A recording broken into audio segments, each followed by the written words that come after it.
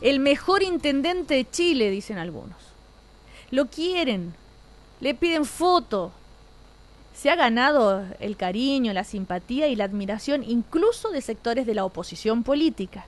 Porque Francisco Huenchumilla llegó así como decidido a de una vez por todas hacer algo que sirva de verdad para avanzar en el mal llamado, digo yo, porque se le llama así conflicto mapuche. El tema de la Araucanía, ¿no es cierto? Y de los pueblos mapuches. De hecho, como les decía hace un rato, cuando la presidenta Bachelet lo llama y le dice: quiero que seas el intendente de la Araucanía de la 9ª. Presidenta, si es para hacer más de lo mismo, yo no estoy disponible. De arma tomar, ¿eh? ¿Cómo está Francisco Huenchumilla? Muy buenos días. ¿Qué tal, Se Cecilia? ríe. Muy buenos días. Fue así, ¿no? No, más o menos, sí. ¿Qué significaba eso, hacer más de lo mismo? Seguir con una política de continuidad en la Araucanía no va a resolver los problemas. Tenemos que apurar el tranco, dar un salto adelante, jugárselas, tomar decisiones. Y no me gusta ser agüita perra, para serte franco. Me gusta jugármela. Ajá. Y eso era el sentido de lo que conversaba en su momento con la presidenta. Ustedes saben, bueno, Francisco Huenchumilla no habla mapudungun. Porque, o no le enseñaron al menos. No, porque no. su papá le dijo: ¿sabes qué? Es lo que te va a ser menos que más.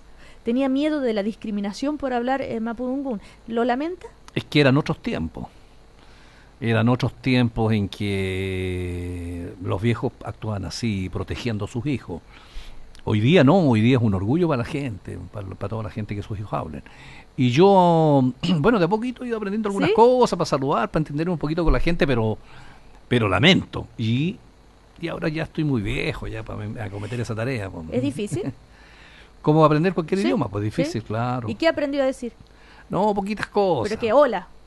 Sí. ¿Cómo se dice hola? No, pero es que esas cosas uno las dice ahí En el momento. En el momento. No se dice así como así. Claro, exactamente. Usted respeta mucho todo lo que tiene que ver con los pequeños, con pequeñas costumbres, hasta las más pequeñas de los mapuches. El otro día lo veía entrando a una ruca y cuando le van en el informante, estaba usted en la ruca y dijo, y antes de partir quería saludar.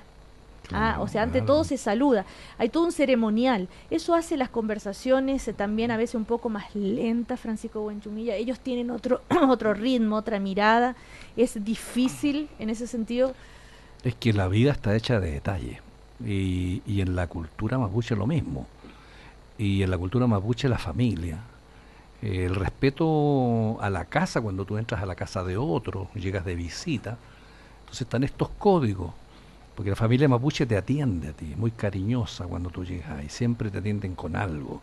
Entonces, si estábamos en un programa tan importante, esa noche ahí, lo primero era lo primero, había que saludar a los dueños de casa, había que saludar a la familia. ¿Te fijas tú? Son pequeños códigos porque la familia es muy importante para el mundo mapuche. Los niños, los jóvenes, los viejos tienen su lugar ahí. Los viejos en la familia mapuche no están preocupados de la AFP. La AFP es la familia, es la comunidad. No hay ningún viejo así que lo tienen por ahí. Francisco Huenchumilla, cuando conocemos un poco la historia de su vida, hay algunos momentos que vale la pena recordar, como cuando usted cuenta la historia de su abuelo. Y cómo era después de su padre. Esto cómo se fue trasladando de generación en generación. Su abuelo era mapuche al punto de haber participado en el levantamiento contra los españoles. Mi abuelo, mi bisabuelo, claro, y mi padre también eran absolutamente y totalmente 100% mapuche. ¿Y qué reivindicaban ellos? Bueno, los viejos tenían recuerdo de los abusos que se habían cometido, porque ellos participaron en la última derrota, digamos, que tuvo los mapuches con el ejército chileno. 1881, digamos, una fecha cuando se funda Temuco, que es la batalla ahí de Temuco, del río Cautín, ¿no? Habían recuerdos, mi padre me contaba eso, ¿no? Porque es una transmisión oral de las tradiciones en el mundo mapuche. ¿Y eso se transmite con dolor? ¿Alguna vez va a poder sanar esa herida que de generación en generación se va transmitiendo, haberse sentido pasados a llevar, ser los invadidos, a los que arrasaron o a los que mataron? Bueno, eso tiene varias dimensiones, porque una dimensión es el convencimiento de la legitimidad de esa lucha de recuperación de tierra, y por otro lado el sentimiento de que hubo una cuestión cultural de aplastamiento por parte del Estado y la sociedad chilena, donde nace el racismo que existe en esta sociedad. Pero para eso, bueno, hay mil remedios, pues, y partiendo por nunca bajar la guardia y dar la pelea. ¿M? Claro, bueno, hay tantos casos, ¿no es cierto?, en el mundo donde sí se ha logrado solucionar esos temas, pero también hay otros casos de sociedades que nunca, de generación en generación, nunca olvidan lo que sus antepasados sufrieron y permanecen, ¿no es cierto?, eternamente con ese dolor, con esa herida abierta. Y ese es el gran desafío que tenemos en Chile. ¿Ah? Recordemos que usted mismo lo ha contado, la cantidad de hectáreas que tenían los mapuches antes que llegaran los españoles. Mapuche es dueño de 5 millones de hectáreas. Llega el Estado, despoja, dice usted, y quedan 500.000 hectáreas. Ese es el origen del choque entre el antes y el después, dice Francisco Buenchumilla. La diferencia es enorme. O sea, jamás vamos a poder volver a esos 5 millones de hectáreas para ellos. Ahora, ese no es un invento de Francisco Buenchumilla, eso está corroborado por la literatura, por los historiadores. O sea, eso es la historia. Y esas 5 millones de hectáreas la tenían los mapuches en el choque con el Estado chileno. El Estado chileno es el que produce este despojo de 4 millones y medio de hectáreas. Con los españoles, los mapuches tenían tratados, ¿no? Tenían lo que se llamaba parlamentos. Y en el mundo solamente hay 4 países que tenían tratados internacionales de este tipo, que era Canadá, Estados Unidos, Nueva Zelanda y Chile, en el mundo indígena. En otras partes de América nunca hubo tratado, aquí hubo tratado. Con el Estado chileno hubo esta guerra, y la guerra se perdió, y cuando la guerra se pierde, entonces los conquistadores fijan la regla del juego, hasta que el mundo cambia, y ese es el tema, y el mundo cambió. Ahora, en ese choque están los que dice usted quedan como el jamón del sándwich, ¿ah? Que son los colonos, sí, los descendientes. Sí. ¿En qué postura los ve a ellos? ¿Con qué voluntad de llegar a arreglos los ve a ellos, a los que están en el medio? Bueno, para ellos es complicado porque ellos llegaron acá, los primeros colonos, porque el Estado chileno los trajo y les dio garantías y les dijo, mire, vengan acá, aquí hay un territorio. Y entonces ellos hicieron su vida en Chile, tienen su familia, sus descendientes, 4 o 5 generaciones. Entonces que ahora se vean en medio de este conflicto, yo creo que a nadie le gusta eso. Por supuesto. Entonces esa es responsabilidad del Estado y esa es la naturaleza de lo difícil del tema, que no es un tema sencillo, es lo que complica el tema. Entonces, por eso digo yo que este es un tema de Estado, que le corresponde al país resolverlo, porque aquí hay un pueblo que demanda la restitución de tierra y hay otros compatriotas que dicen, bueno, nosotros estamos al medio aquí, y bueno, ¿y qué dice el Estado? Entonces es un tema complicado. Usted decía que con $1.000 millones se podrían comprar 100.000 hectáreas y así se solucionaría en gran parte este tema. Yo dije, ¿se soluciona solamente comprando 100.000 hectáreas y devolviéndose? No, a mí me pidieron que hiciera una cierta evaluación de cuánto es esto, más o menos. Y yo creo que un cálculo de los compromisos que hay pendientes son alrededor de 100.000 hectáreas, ¿no? ¿Y cuánto valdría eso? Bueno, un cálculo sí, así, no es una cosa matemática, estos son ciencias sociales, en que no son ciencias exactas. Pero eso, digamos, sí, es el tema. Quedaron 500.000 hectáreas y se compran 100.000 más. Llegamos a 600.000 hectáreas. ¿Con eso quedarían tranquilos? Pero tenemos que ver nosotros que este es un proceso que lleva varios años y se han restituido muchas miles de hectáreas. Digamos que hay hectáreas fiscales que se han restituido y también se han hecho compras por otras 200.000 hectáreas en estos años. Entonces, estos son los temas pendientes que hay. Los compromisos que se hicieron en los gobiernos pasados respecto de las demandas que hicieron muchas comunidades. Más o menos yo los calibro que serían unas 100.000. Pero usted sabe muy bien, Francisco Buenchumilla, que con solo darle tierras no basta. Que aquí hay un tema mucho más profundo, ¿verdad? Que tiene que ver con, me imagino yo, con tema cultural, con tanto acceso a la educación, acceso a la vida política, participación en la sociedad, en fin. Y hay dentro del mundo mapuche, además, muchas visiones. Ahora, están estos grupos mapuches que están en una postura más guerrera, digamos, que más de enfrentamiento, más reivindicativa, y justamente, por ejemplo, reivindicando el derecho a la autonomía. Es que mira, son cosas diferentes, claro, porque hay un gran consenso en todas las comunidades de la identidad propia, de la pertenencia a un pueblo. Eso es transversal a todas las comunidades. Y el otro consenso es el hecho que se le pide al Estado la restitución de las tierras que fueron del pueblo mapuche. También hay consenso en eso. Después hay diferencias en la metodología probablemente y en los procedimientos.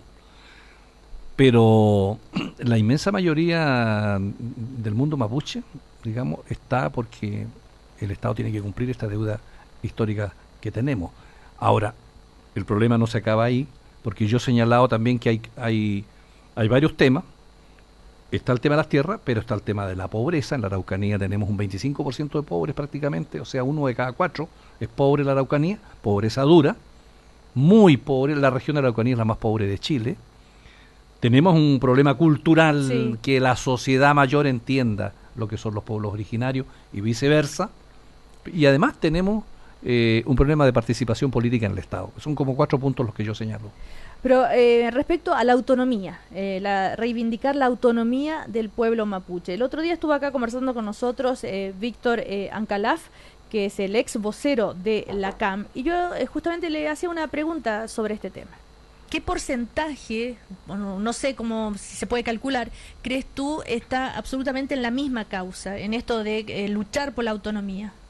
Mire, yo he conversado muchísimo con la gente de base y hemos llegado a la conclusión que el único acierto que han tenido los gobiernos, tanto de la concertación como de la derecha, es que efectivamente nosotros somos un grupo minoritario, que estamos en franca posición de lucha y reivindicación de nuestros derechos colectivos. Ni en los mejores momentos de la historia del pueblo mapuche, el pueblo mapuche estuvo unido. A ver, ¿son minoritarios o no? ¿Están unidos o no están unidos? No, es que lo que pasa es que el concepto de autonomía es un concepto político. Por eso. Que se ha ido imponiendo en el derecho internacional de los pueblos indígenas en el mundo. Y eso está vigente, por ejemplo, en Canadá, en Estados Unidos, Nueva Zelanda, en Dinamarca, en Noruega. Está en instrumentos jurídicos internacionales, incluso ratificados por Chile, como por ejemplo la Declaración sobre Pueblos Indígenas de las Naciones Unidas, como por ejemplo el Convenio 169, que es ley de la República en Chile. Se habla de territorio, se habla de derechos colectivos, se habla de autonomía. Ahora, ¿cómo eso después se lleva a la práctica? Naturalmente, que ese es un proceso político de largo alcance. Pero Víctor Ancalaf... Y va a venir alguna vez acá en Chile eso. Pero Víctor Ancalaf decía, esto de lo que se ha logrado es que se separen, que se dividan el pueblo mapuche, ¿eh? O algunos sí, están firmemente reivindicando la autonomía, pero hay mucha diversidad. Y están todo el pueblo mapuche que ingresó a otro tipo de sistema, que vive en las ciudades, que está inserto en nuestro sistema de vida, la sociedad de consumo, etcétera, etcétera. Sí, lo que pasa es que el concepto de autonomía, incluso en la sociedad chilena, tampoco se conoce. Si tú preguntas aquí, ¿en qué consiste la autonomía? Todo el mundo piensa que estamos hablando de independencia, de separación, de separatismo, de otro Estado, pero no es así.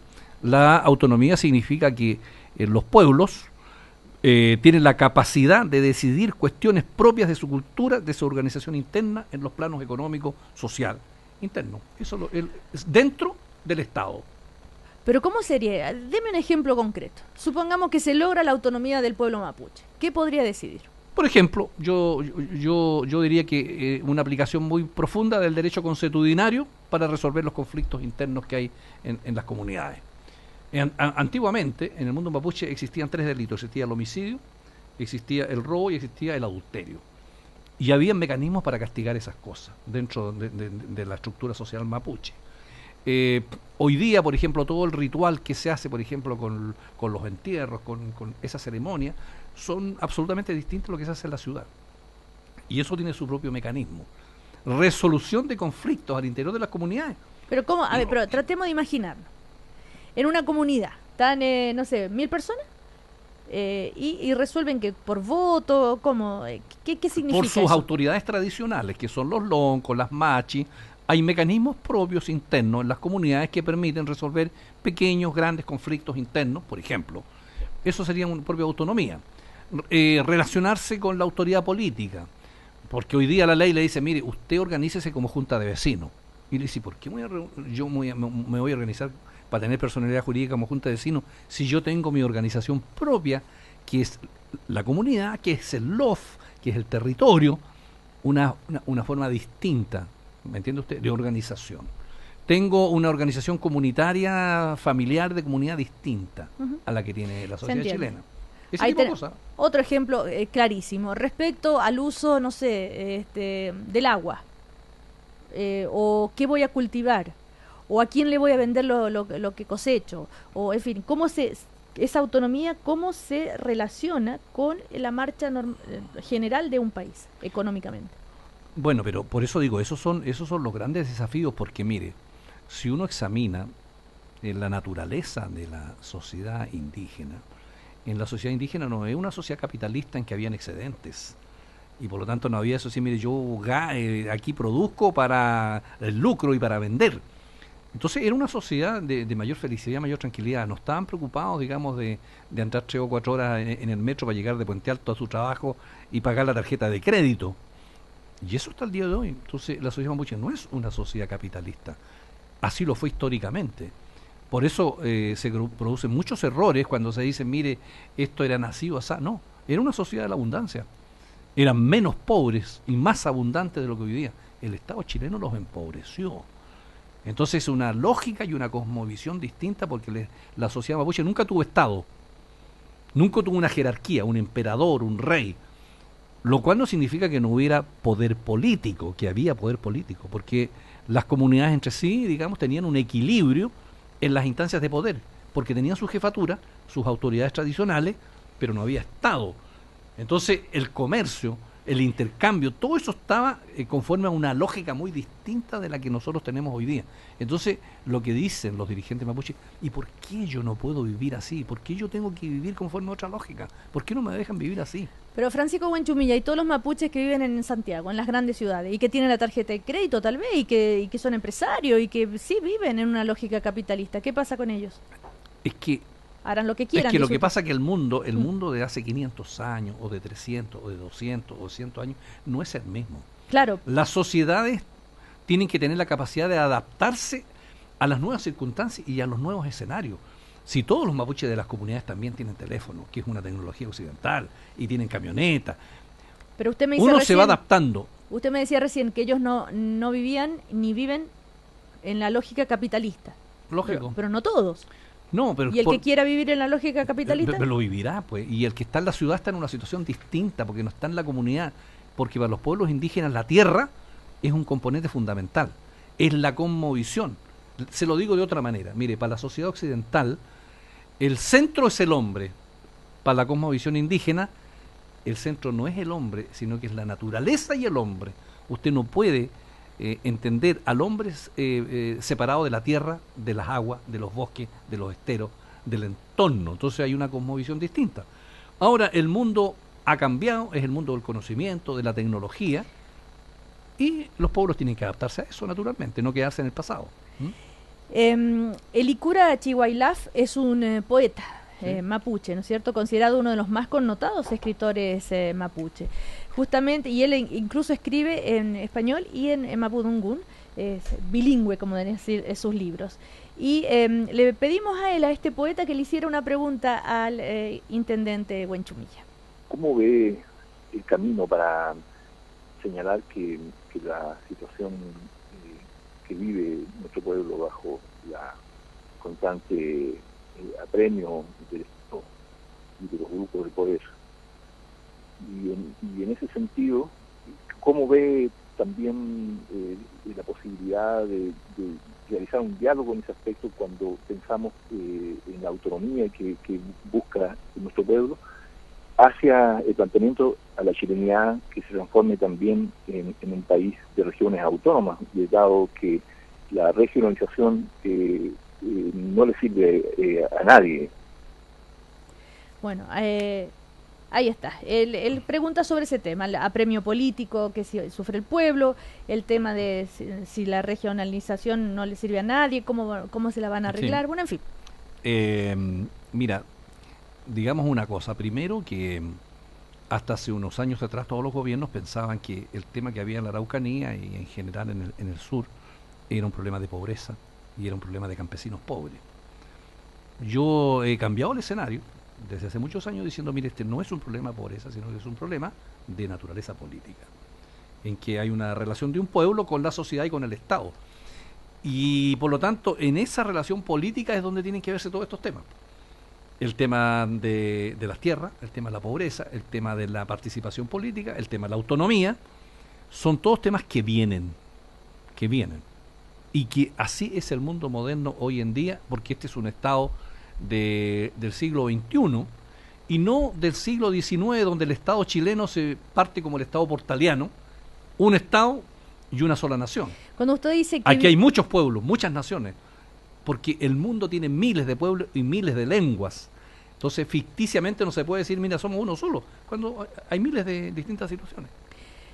A propósito de lenguas, Roberto Cayuqueo es mapuche, es actor y es director y guionista. Por ejemplo, es el encargado de interpretar a Pedro en la nueva película de Marcela Said, El verano de los peces voladores, que es la primera película de ficción que trata del conflicto mapuche. Él también le hace una pregunta. Señor Intendente, me gustaría preguntarle si existe algún plan para fomentar el mapudungún, ya que Galvarino lo nombró como lengua oficial, y si existe algún plan en la región para poder fomentar este tipo de iniciativas y si se pueden expandir para la región completa. Estamos trabajando precisamente en eso. Hoy día, yo estoy acá en Santiago, hay una reunión de todos los equipos técnicos trabajando ese tema y esperamos tener un pronunciamiento más adelante. La decisión ya es una decisión política que habrá que tomarlo en su momento. ¿Pero qué tipo de decisión política? De extender el mapudungún como una cosa más oficial en toda la región de la Araucanía. De que una cosa más oficial, seamos concretos. Es que lo que pasa es que yo tendría que explicar lo siguiente, porque ahí hay una... Mire, en Chile el castellano no es una lengua oficial. Alguien dice, mire, el castellano es la lengua oficial, pero la Constitución política nos dice que el español es la lengua oficial de Chile. Entonces cuando uno dice, mire, voy a colocar el mapudungún como lengua oficial, no, vamos a tratar de que sea igual que el castellano, que se use en toda la región como corresponde. Sea obligatorio en los colegios que se enseñe mapudungún. Es que por eso digo que nosotros tenemos ahí una dificultad jurídica, porque yo no sé si yo puedo como intendente decirme esto va a ser obligatorio. Esto primero es un problema cultural, de decir, mire, aquí en esta región de la Araucanía tenemos el español y tenemos el mapudungún. Esa es la oficialización. Después, ¿cuáles son los efectos jurídicos que eso genera? Yo creo que eso significaría tener una ley que ya no es competencia, naturalmente, del intendente. Pero es una voluntad política y sí depende del gobierno. La dictación de una ley, sí, por supuesto. Claro, y usted puede ir y decirle, Presidenta, necesito que mande un proyecto de ley. Naturalmente. Una cosa que sobre el otra cosa que me hagan caso, digamos. ¿Ah? ¿Pero usted cree que le hacen caso o no en general? No, pero bueno, uno como autoridad dice cosas y quien tiene que resolver son otras autoridades. Pero ¿usted qué siente? ¿Le han hecho caso, más o menos, no, poco, me mucho? hacen caso, pero en no todos los temas tienen que hacerme caso. A mí también hay muchas autoridades y gente y me pide cosas. No a todos le hago caso, porque yo tengo que ir resolviendo caso a caso. Pero en estos 6 meses que lleva Francisco Buenchumilla, ¿qué siente? ¿Que se la va a poder? ¿Cuál es su, digamos, su sueño en el sentido? Yo, si logro en estos 4 años llegar a este punto, ya no, mire, feliz. Yo no quiero ser pretencioso, este es un tema muy difícil, muy complejo. Nosotros estamos sentando las bases para esto, creando un nuevo escenario, una relación con el poder central, se ha colocado el tema en la agenda, pero esto no es una cosa que dependa exclusivamente de una persona.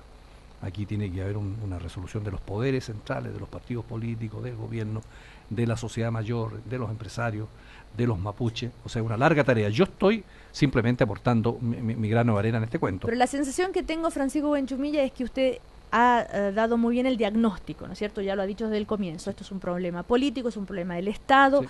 Hace un llamado a todas las partes, pero todavía falta algo, una decisión concreta, así que, a ver, ¿qué? Por ejemplo, ¿qué vamos a hacer ahora? ¿Qué medida concreta se va a poder hacer? Bueno, por eso le digo yo que hay 4 medidas concretas. Tenemos que resolver el tema de las tierras. Bueno, pero cuando es enorme eso. Bueno, pero hay que resolverlo. Pero ¿cuál es el primer paso que usted va a lograr para ese problema? No, pero si estamos trabajando en eso, pues eso se requiere recursos, se requiere tener un organismo con la CONADI Sí. que apure el tranco, que haga las carpetas, que veamos los ¿Usted fondos está que hay porque que... siga la CONADI? Bueno, pero la CONADI existe por ley. Para cambiarla habría que hacer una nueva ley. ¿Y le gustaría? Naturalmente que hay que colocar al día un nuevo organismo del Estado que sea más ágil, eficiente, más moderno y que dé cuenta de los problemas que hay. Pero la vida no se hace en un segundo, Cecilia. Esto es paso a paso. No hay instancias mágicas, no hay revoluciones de media hora, porque uno tiene que ser responsable. Yo digo, hay que resolver el tema de las tierras, pero eso es un tema a largo aliento. No es un problema que yo digo una semana y se acabó. No existen esas soluciones mágicas en la vida. Por supuesto, son temas muy complejos. Así es. Lo que pasa es que uno se pone como la ansiedad y entrar al otro ritmo, además de lo que es la cultura mapucha. A Sí. propósito de lo que decíamos en un comienzo, me llamaba la atención una anécdota que cuenta Francisco Huenchumilla, y con esto terminamos, de cuando era niño y muere su madre. Y lo que fue la ceremonia, el funeral, cuando la lleva. ¿Cuántas horas caminaron? Mi abuelita. Su abuelita, sí. Mi abuelita, que murió como más de 100 años, en medio de una lluvia tremenda. Yo era un niño. No sé, caminamos como 4 kilómetros y llovía, pero intensamente. Y se lleva el ataúd Y se en el lleva hombro, en el hombro. por los hombres mayores, ¿no? En medio de la lluvia, subiendo ahí, qué sé yo, para llevarlo al cementerio. Me queda ese recuerdo de mi niñez. Yo tenía unos 12 años, una cosa así. Y tenía miedo, dice, que se les cayera. Que se les cayera el ataúd. Ah. Yo tenía amigos, yo tenía Claro, ahora, ¿cuántos días se hace el funeral? 4 4 días. días. Eso, por ejemplo, es algo que en Santiago, ¿yo podría hacer eso? ¿Alguien tener a su persona, a su familiar en un funeral de 4 días? No. No, es que eso se hace No, pero en ahí- los territorios. Por eso en digo, los ahí está, territorios. ahí está lo que hablábamos en un comienzo, las decisiones. Es que el indigenismo urbano tiene otra dimensión, ese es otra tarea. Yo estoy hablando de la Araucanía en la sociedad mapuche territorial, digamos, ¿no? Pero ellos podrían hacer eso con todo su derecho y ser sancionados. Es decir, usted está haciendo algo que no es, que va contra las disposiciones de este país. Que ¿Donde en uno- el campo así? No, ¿No? eso se hace actualmente, ¿Sí? se hace así. Y claro, y 4 días. Y el deudo se saca, en el último día se saca, digamos, al patio, digamos, ahí, y va la gente y la familia atiende. Entonces se le da a la muerte una dimensión no tan tétrica como acá, sino que se come, se almuerza. Pero además hay mucho sincretismo también en esto, porque yo he visto muchas ceremonias de ese tipo, donde primero va el curita, hace su misa, se va y después viene la ceremonia mapuche. Entonces hay una cosa, digamos, cultural muy interesante. ¿Y a usted cómo le gustaría que sea su ceremonia cuando muera? A mí, ¿Al estilo mapuche?